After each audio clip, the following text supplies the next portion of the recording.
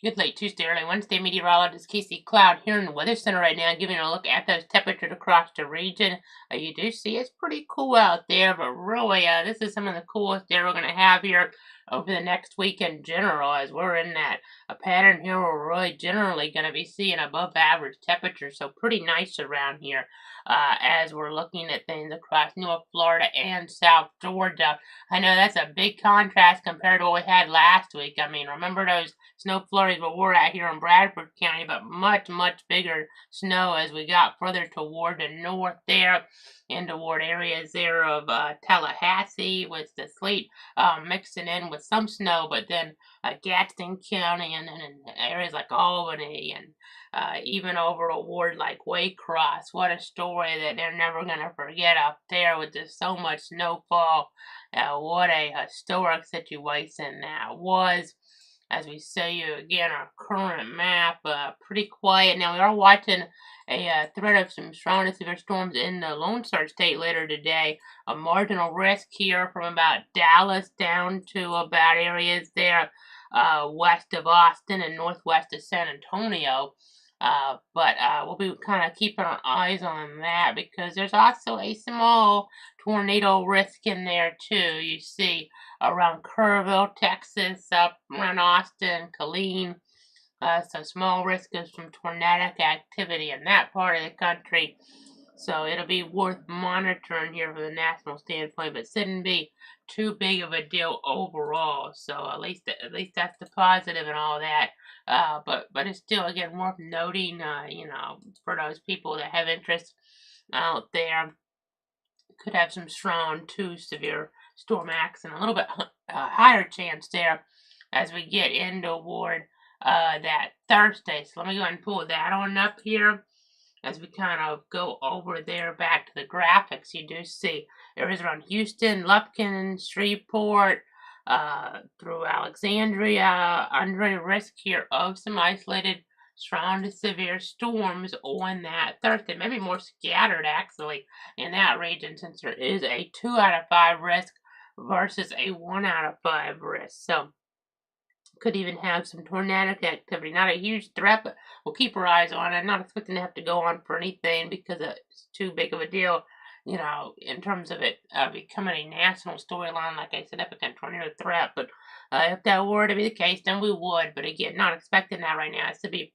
relatively on the lower end of things, but chances can always ramp up on us here as we're looking to see a lower risk Dallas over toward Austin, up toward Little Rock and back over toward Jackson in Mississippi. So again, that's kind of the storyline there nationally. We'll kind of have the remnants of some of that come our way on Friday. Not expecting anything too crazy out of that. Rain chance only at 40%, but we'll keep our eyes on it. Again, not expecting anything too crazy. Could have a stronger storm in our southwest Georgia counties Friday, but right now not expecting a lot. You can see here rainfall forecast doesn't even really have much rain getting over toward like Stark and Gainesville. And unfortunately, it's a situation where we had the rain with the cold weather last week, some freezing rain in spots, but we're back to really needing that rain again. And it's looking like here in the long term, we're not going to get very much. So we really do need some precip. Western areas more, eastern areas less. At least we did get some, even though it was really cold last week. So some of the ditches still have some water in them, but it's a situation where we're going to dry out here pretty rapidly, as we're looking ahead if we don't get precip. And, the grass is pretty dry and just dead because of all the cold weather we've had. We are going to warm up, though, so at least we're kind of in a pattern shift, and it's going to warm up, but, too warm, too fast with not much rain, and we could start having problems here in terms of that drought becoming a bigger concern. But as we're looking there toward Oklahoma and Arkansas, you can see a few inches of rain, a possibility out there toward like areas around Fayetteville, Fort Smith. So something to kind of watch there.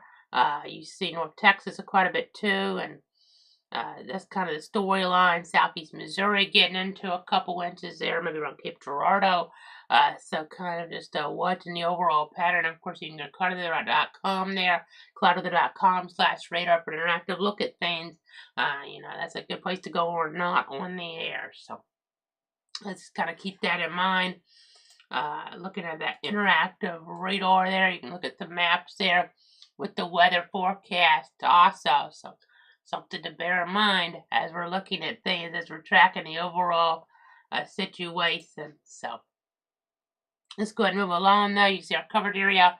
We're in Bradford County, one of our 62 counties. Obviously, if there's any, escalated concerns weather-wise, we're on the air for anybody within our 62 counties here. We've been doing that for over 5 years on all the different platforms. Here's a reminder of them, though. Facebook there, and Twitter/X, YouTube, Twitch, and cloudweather.com. Has all the different links, as we're looking at things. Just making sure on all the different platforms. We haven't done all the different platforms simultaneously for 5+ years, but we do that now, so that way, no matter what you're watching on, you can kind of stay weather aware for all the latest in terms of weather developments. That's always helpful there as we're kind of tracking the scenario. Let me go ahead, though, again, those are the counties as we're looking at things, as we're tracking, as we're just keeping you guys informed here. Let me go ahead now and switch on over to our fog safety graphic, because that's a concern to some degree here as we're looking at some things. Ahead here, got to be mindful of that. Just slow down and give yourself extra time to reach your destination.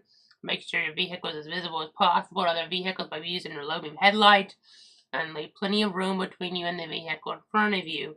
And then as we look at that extended forecast now, again, a pretty quiet picture, a little bit of shower action, maybe a storm in, our western county, something like that. We'll watch if we get a rogue warning, but, I'm not expecting too much right now. You see us warming up there. We're about 78 on Friday, and then, mid-upper 70s the rest of the way there as well, as we look a little bit further out in toward the period. So a little above average after, this morning starting out, a little cooler than normal, but after that, pretty much it's at or above average here the rest of the period. So mostly, just above. 46 Thursday is already a bit above, but not too far off of them, on those average lows, but the rest of it, is above average. So that, that's nice for weather for sure.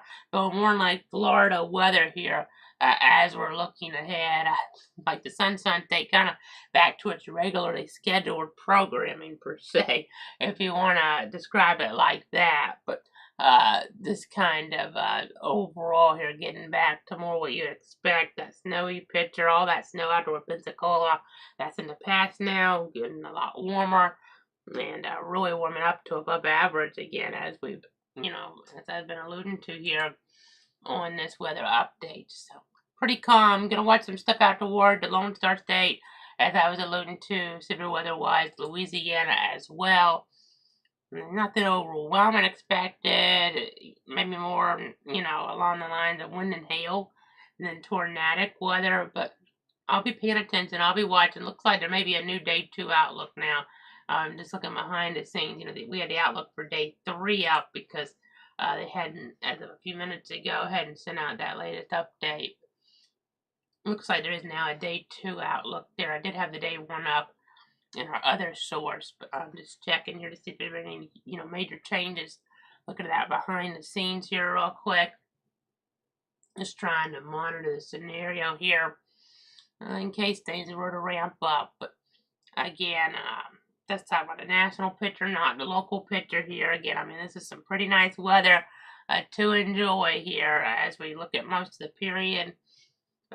It's definitely, putting that winter weather, at least for now, in the rearview mirror as we watch the overall scenario. So I am seeing a 5% tornado risk out for the period ahead on that Thursday. So let me go ahead and kind of jump back over to other map then and explain this a little bit.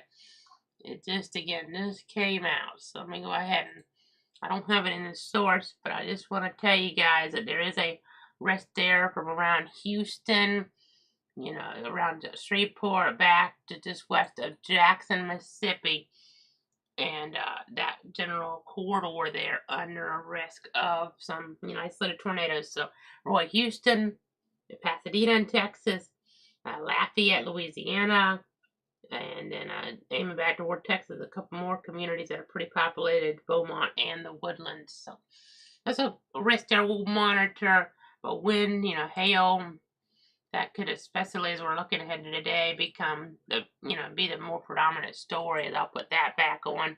That is able to be put on this map. So let me do that.